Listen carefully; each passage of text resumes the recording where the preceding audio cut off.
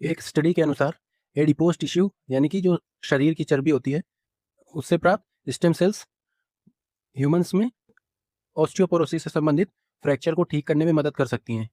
Osteoporosis एक ऐसी बीमारी है जिसमें हड्डियां कमजोर और भंगुर हो जाती हैं। स्टेम सेल्स के बारे में देखते हैं।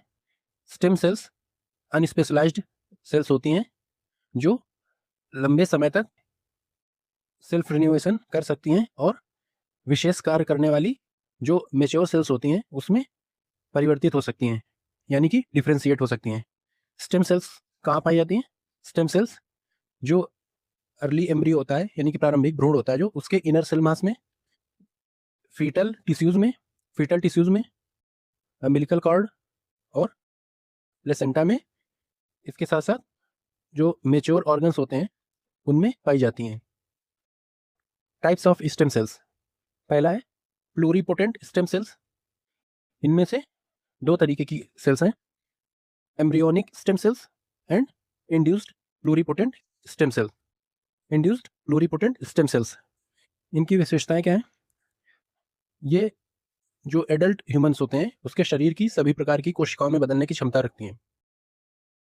एम्ब्रियोनिक स्टेम सेल्स और इंड्यूस्ड प्लूरीपोटेंट स्टेम सेल्स के बारे में देख लेते हैं। जो एम्ब्रियोनिक स्टेम सेल्स होती हैं वो निषेचन यानी फर्टिलाइजेशन के 3 से 5 दिन बाद और इम्प्लांटेशन से पहले एम्ब्रियो में पाई जाती हैं।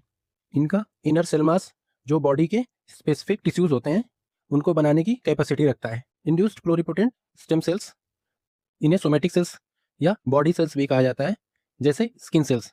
इन्हें सोमेटिक सेल्स जैसे स्किन सेल्स में एम्ब्रियोनिक जीन डालकर बनाया जाता है। यह प्रक्रिया सेल्स को वापस स्टेम सेल्स जैसी अवस्था में ले आती है। और दूसरे प्रकार की सेल्स हैं एडल्ट स्टेम सेल्स यानी कि नॉन एम्ब्रियोनिक स्टेम सेल्स। ये मेच्योर टिश्यूज या ऑर्गन्स में पाई जाने वाली अनस्पेशलाइज्ड सेल्स हैं। यह केवल उसी स्पेसिफिक टिश्यू या फिर ऑर्गन की स्पेशलाइज्ड सेल्स में बदल सकती हैं। ये मुख्यतः दो प्रकार की होती हैं, न्यूरल स्टेम सेल्स और स्किन स्टेम सेल्स।